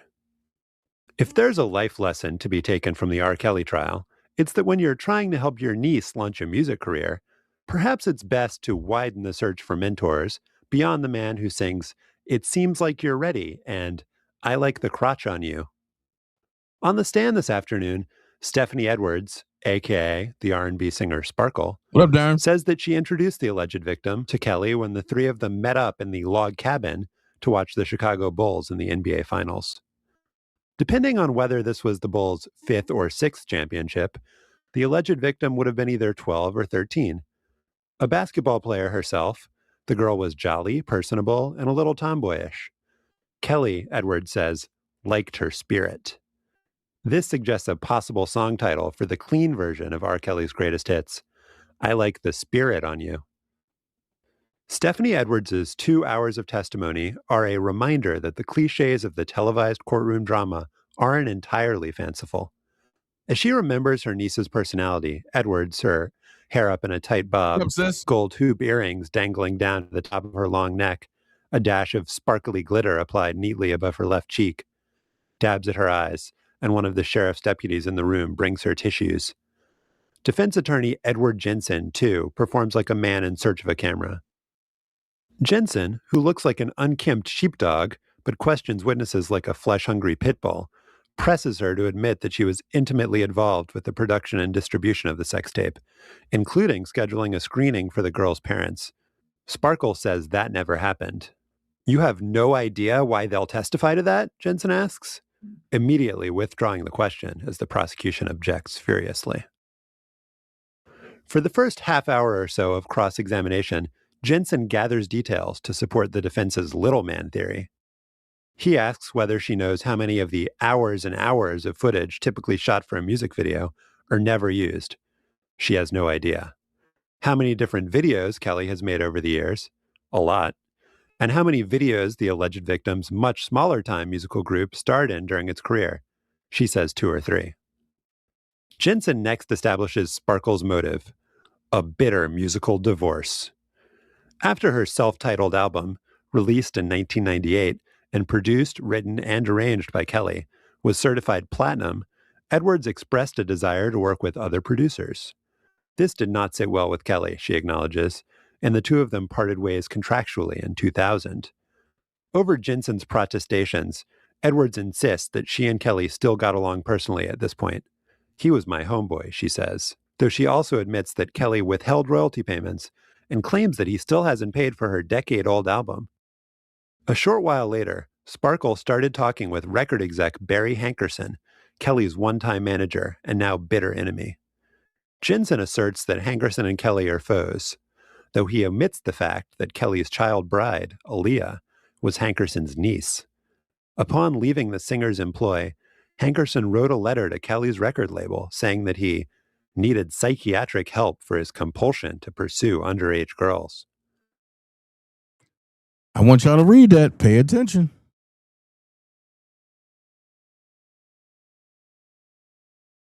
Pay attention. Look who the last name in black is.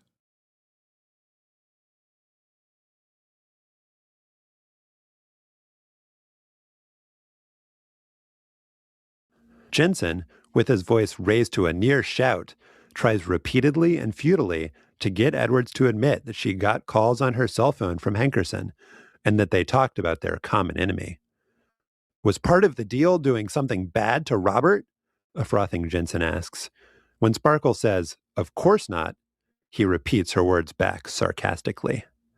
Jensen leaves it to us to put all of this together. Let's give it a try. Frustrated with her declining musical career, and perhaps resentful of Kelly's astoundingly successful one, Sparkle hatched a scheme to extort her rich ex-mentor and to turn the words of her hit song Be Careful into reality. You better be careful what you do to me, she sang, 'cause somebody might do it to you. While Kelly was out making beats one night, extort her rich ex-mentor and to turn the words of her hit song Be Careful into reality. You better be careful what you do to me, she sang, 'cause somebody might do it to you. How ironic. You tell Kelly, you better be careful what you do to me, because someone might do it to you, and it turns out to be your niece. Make it make sense. While Kelly was out making beats one night, perhaps she enlisted a pair of underemployed porn actors to bust into the singer's log cabin and film themselves having sex, peeing, etc., she sang, 'cause somebody might do it to you. While Kelly was out making beats one night, perhaps she enlisted a pair of underemployed porn actors to bust into the singer's log cabin and film themselves having sex, peeing, etc. Midnight, perhaps she enlisted a pair of underemployed porn actors to bust into the singer's log cabin. While Kelly was out making beats one night, perhaps she enlisted a pair of underemployed porn actors to bust into the singer's log cabin and film themselves having sex, peeing, etc. While Kelly was out making beats one night, perhaps she enlisted a pair of underemployed porn actors to bust into the singer's log cabin and film themselves having sex, peeing, etc.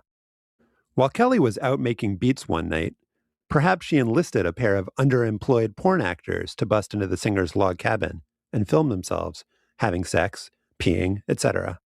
Meanwhile, Sparkle and Hankerson harvested outtakes from Kelly's copious back catalog of music videos. then took advantage of the thriving black market and little man quality digital effects wizardry to Frankenstein together Kelly's face and the urinator's body. While Kelly was out making beats one night, perhaps she enlisted a pair of underemployed porn actors to bust into the singer's log cabin and film themselves having sex, peeing, etc. Meanwhile, Sparkle and Hankerson harvested outtakes from Kelly's copious back catalog of music videos, then took advantage of the thriving black market and little man quality digital effects wizardry to Frankenstein together Kelly's face and the urinator's body. Sparkle's motive for putting her niece in the video is less clear. For the sake of argument, let's assume that she was mad at her for, say, borrowing her glitter without permission. After Kelly refused to pay to keep the video under wraps, Sparkle sent the video to the Chicago Sun-Times, willing to make her niece collateral damage to disgrace the man who'd done her wrong. The defense, of course, doesn't have the burden of proving that any of that happened, and Jensen does create a few slivers of doubt about Edwards' story. Sparkle says that she first learned of the tape in December 2001 via a phone call from a lawyer named Buddy Something. Her choice to omit the man's last name, it's Myers, by the way, comes off a bit stagey, like she's trying too hard to act like she'd never heard of or spoken to the guy. A couple of lingering questions. How did Myers get the tape? And why would Myers first contact the alleged victim's aunt, a woman who happened to have a failed working relationship with Kelly, rather than contacting the girl's parents? Near the end of her hours of testimony, Edwards cocks her head to the side with a quick snap, finally unable to hide her annoyance with Jensen's unrelenting inquisition. The defense attorney, perhaps noting the change in the witness's mood, shifts into theatrical overdrive. Jensen tries to get a rise out of Edwards by shouting that it's not Kelly on the sex tape. The conversation devolves into a testy exchange over whether the girl cocks her head to the side with a quick snap, finally unable to hide her annoyance with Jensen's unrelenting inquisition. The defense attorney, perhaps noting the change in the witness's mood, shifts into theatrical overdrive. Jensen tries to get a rise out of Edwards by shouting that it's not Kelly on the sex tape. The conversation devolves into... The defense attorney, perhaps noting the change in the witness's mood, shifts into theatrical overdrive. Jensen tries to get a rise out of Edwards by shouting that it's not Kelly on the sex tape. The defense attorney, perhaps noting the change in the witness's mood, shifts into theatrical overdrive. Jensen tries to get a rise out of Edwards by shouting that it's not Kelly on the sex tape. His mood shifts into theatrical overdrive. Jensen tries to get a rise out of Edwards by shouting that it's not Kelly on the sex tape. The conversation devolves a rise out of Edwards by shouting that it's not Kelly on the sex tape. A rise out of Edwards by shouting that it's not Kelly on the sex tape. By shouting that it's not Kelly on the sex tape. By shouting that it's not Kelly on the sex tape. By shouting that it's not Kelly on the sex tape. The conversation devolves into a testy exchange over whether the girl on the tape is or is not a prostitute, and whether or not we're all here today because Edwards is after Kelly's money. "Sweetie, I am not trying to get any money with this," says Edwards. Rarely has a term of endearment dripped with so much disdain. "I am not your sweetie," Jensen states for the record. With the witness and lawyer playing the dozens, Judge Gahn steps in to break things up before they get out of hand. Jensen, however, won't stop talking, and now it's Gahn who's ready to rumble. "Mr. Jensen, you're not listening," he says, a military man clearly irked with having lost control of his troops. From the beginning, Gahn has been determined not to let this trial turn into a circus, going so far as to speak with court officials involved in Michael Jackson's trial. Now that y'all have the holes that's in there and everything else, I'm just saying, people need to understand the facts. And when you understand the facts, you don't got to worry about the lies that's being told. With that being said, you don't have to be great to get started, but you have to get started to be great. I will forever stand and say free R. Kelly and fuck the rest of them. I'll forever say that. However, y'all think y'all can stop something. Nah. Y'all can't stop nothing, man. Because I'm still going to press play on R. Kelly. And it's going to sound like this. Mm-hmm. Mm-hmm. Dear Robert, it's really hard fighting for you when the latter's voices be the ones staring you in the walls. So I'm just gonna talk to you through the music.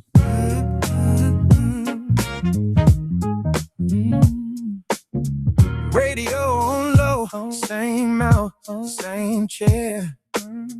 Your voice used to live in the air, right here. Now the songs feel older, but they still know my name. Like ink that don't fade when it's soaked through the page. You taught nights how to breathe, turn locked doors in a room where the lonely felt safe.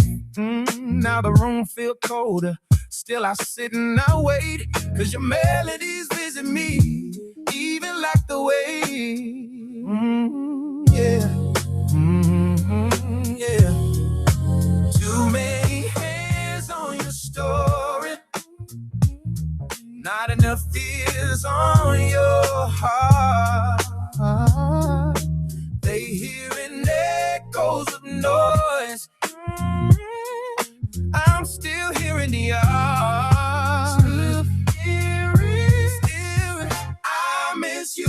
Miss the man in the pen. Miss the way you take a woman, make it sing again. Dear Robert, I don't argue to cry, I just press play on the nights when your truth's still loud. Still loud. Yeah, yeah.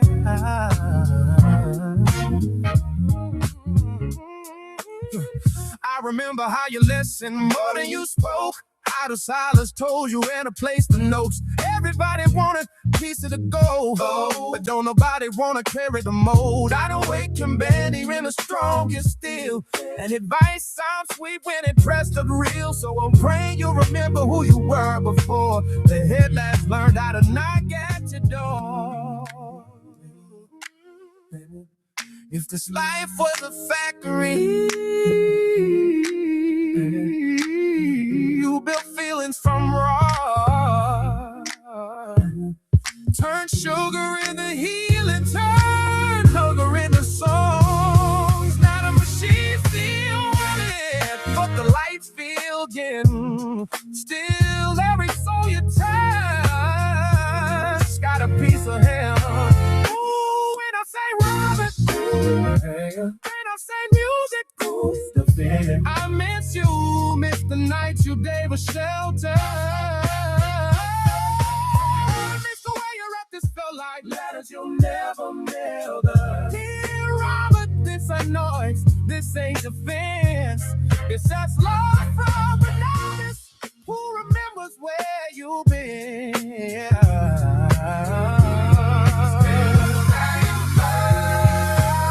Still spinning your vinyl in my mind. Still running from the spaces between your lines. Wherever you are when the night gets long, just know your song still wants the song.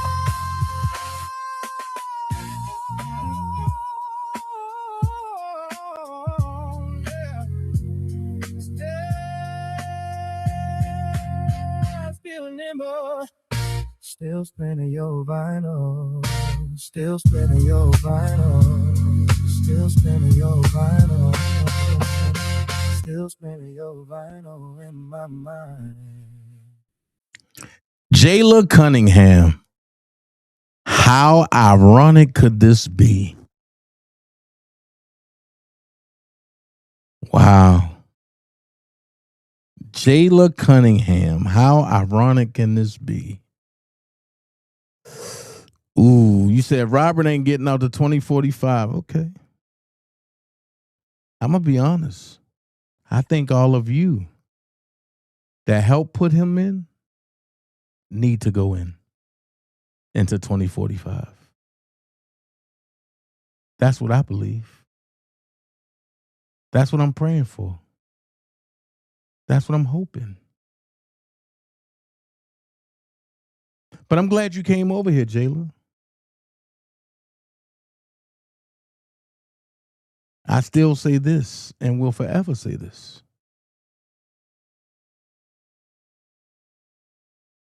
Robert is innocent for what he's being accused of. What you need to charge him with was having a good heart and making sure all of you hoes had food, shelter, and a warm place to be when y'all runaways didn't want to be with y'all mothers. And I will forever say, y'all abusers didn't get caught, so all of y'all are trying to blame whatever y'all transgressions was on Robert. That's y'all victory. But what happens when Robert come out soon? What you gonna say then? And I don't want to see none of y'all in his face. I don't want to see none of y'all in his face. Because I'm going to be the first one to say, tell him what you said in his face. Don't kiss his ass now. Tell him what you said in his face. Nah, Max, I mean, that person ain't going to call in. You already know who it is. Person ain't calling in. I'm just saying. I thank you for coming over, though, Jay. You know what? I would like to have a one-on-one interview with you, Jayla. And I don't like calling you your daughter's name, but I want to have a one-on-one interview. I won't take no calls, no nothing. It'll just be me and you. And we will sit down and talk and have the dialogue run. And then people can come and catch the replay. I bet you the energy you had for Levi, you won't have for Lee, and you won't have for me. The lies that you conspired with Larry and Oak Cove and Team Truth, you won't do that with me.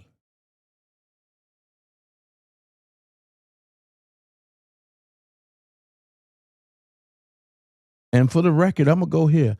I do not hate Earl. I just think Earl was wrong for what he did. A lot of what he did. Good night, Jackie. And I'll say that much.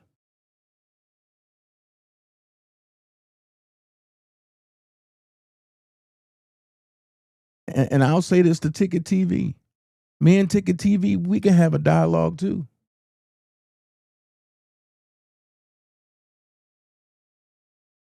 I put it out there. If Ticket TV want to holler at me, and Ticket TV will talk. He know how to reach me. I know how to reach him. But what I'm going to do is I'm going to look at what he said. And then I'm going to reach out to Ticket and say, yo, you going about this wrong. I ain't trying to change your mind, but I'm going to give you the facts. This is a shakedown. And one thing I'm going to say is this right here. Y'all got all that smoke for R. Kelly over assumptions and accusations, but y'all don't got shit for Diddy or Jay-Z. Make this make sense. And then I'm going to go as far as, and I'm going to say this. All of R. Kelly trials need to be reversed, or at least give him a fair trial. Because you didn't show videos of these women because y'all came out and said y'all can't y'all can't authenticate the videos. But the judges allowed these people to give a word of mouth response that was coerced, enticed, induced by the federal government by way of big, large cash bags. But one rule in federal court stands. You can't go off a hearsay, can you? So if everybody is saying that R. Kelly did this, this, and this, and that, why did everybody have to get immunity to tell the truth? Because none of them told the truth. And as long as they got immunity, the government can't do nothing to them. Make it make sense. Hearsay is not admissible in the courts, right? So if hearsay is not admissible in the courts, why is R. Kelly locked up? I proved my point. Kels, go ahead and say what you got to say, my boy. Sing it! Sing it louder! Okay, let's go.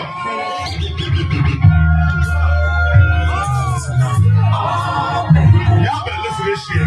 It's going to always be a dance party over here. It's a musical bath right here.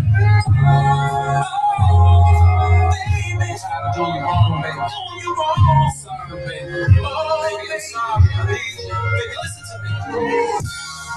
This is it. Oh, baby. This is it. No more cheating on you. Oh, I promise that this is it, baby. You gave your heart to me. Look what I'm going to do. Girl, I'm going after everything. Just like that, baby, I broke your heart. Oh, and I don't deserve it. I thought you've been so good to me. You have loved me religiously. Lord, can you tell me, oh, what could make me go and do what I've done to you? I'm so tired of being untrue. This is it. Oh, say, this is it. No more. This is cheating. No. Oh, I promise that this is it. That's my mind. All the things you've done for me got me feeling guilty. Could I not see all your needs? Forgive me. Please Lord, have mercy. 'Cause God, you've been so good to me. Girl, you have loved me religiously. Oh Lord, can you tell me, oh, what could make me go and do what I've done to you? I'm so tired of being untrue. This is it. Oh, say, this is it. No more cheating on you. Oh, girl, I promise that this is it, baby. Baby, I surrender. This is no pretender. Please return to sender and save me from myself. Do you hear me, baby? Please, I'm broke down on my knees, begging you to trust me. This is it. Oh, baby, this is it. No more. No.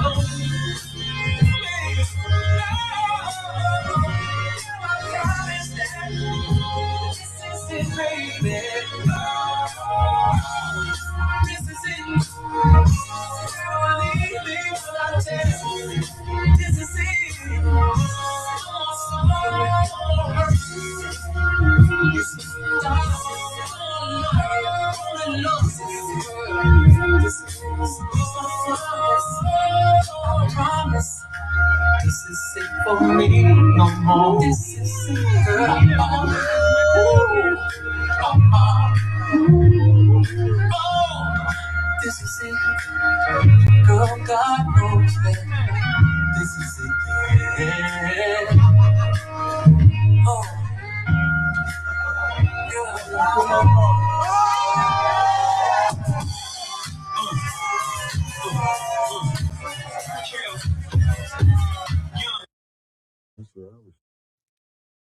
Shout out to everybody that's there, man. Like I said, at the end of the day, thank y'all for joining me. Y'all could have been anywhere in the world, but y'all chose to rock with me tonight. I will forever pump out the truth, good, bad, or different, whether you like it or not. R. Kelly is innocent.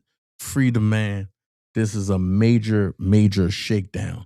Only thing I want you to do is don't follow me, but think.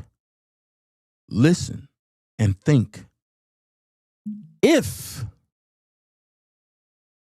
R. Kelly wasn't a major player, I want you to think about this. If R. Kelly wasn't a major player, for the past 6.5 years, why, when it looked like the coast is about to break for R. Kelly, they got to bring out another situation? Pause. Fat Joe said they got something waiting for R. Kelly, right? So watch this. What have everybody been talking about? Excuse me. Everybody been talking about R. Kelly getting a pardon, right? So now you bring out a Reshona book. Watch this. How do you diminish the book? By not paying it attention.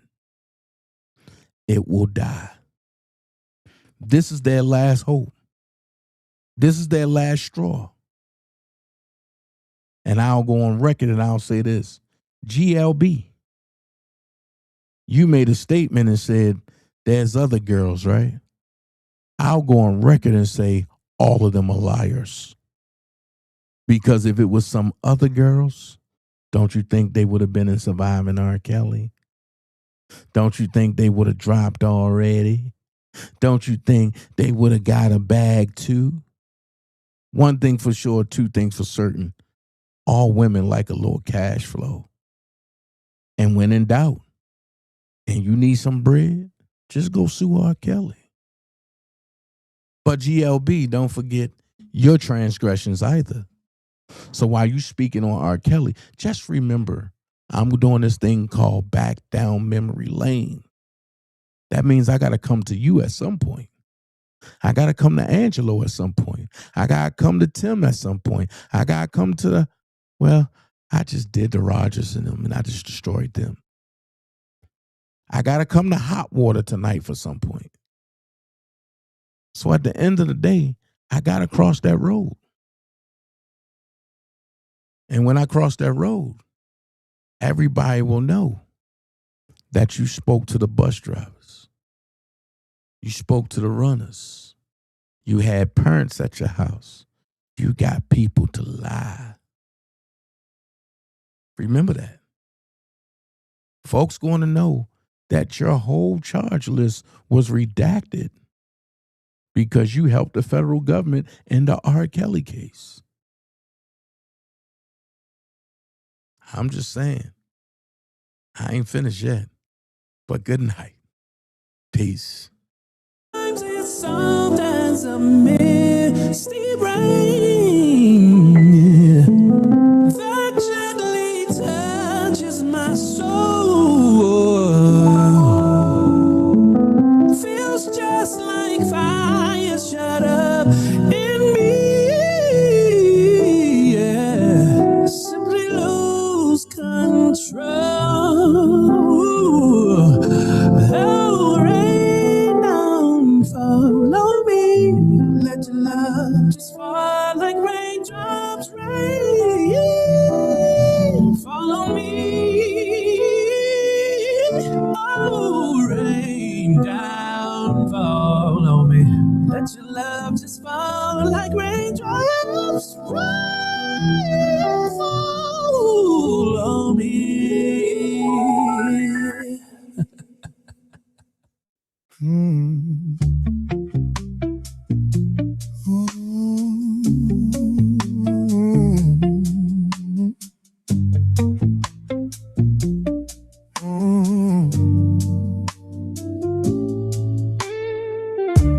Remember me from Lake Clifton, Eastern High School, also down at the Harbor Place, working at the fudgery.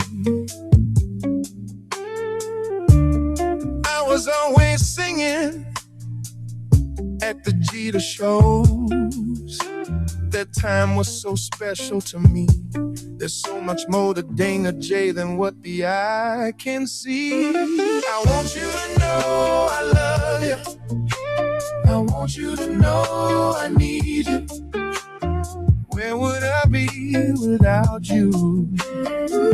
Nowhere, nowhere, nowhere, nowhere. Feel it in my music, along with the stories I bring you. I'm never gonna lose it in no way, no way, no way, no way,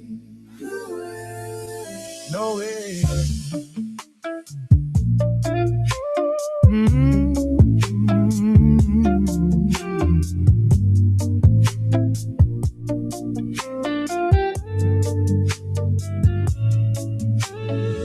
Feel it in my music, along with the stories I bring you.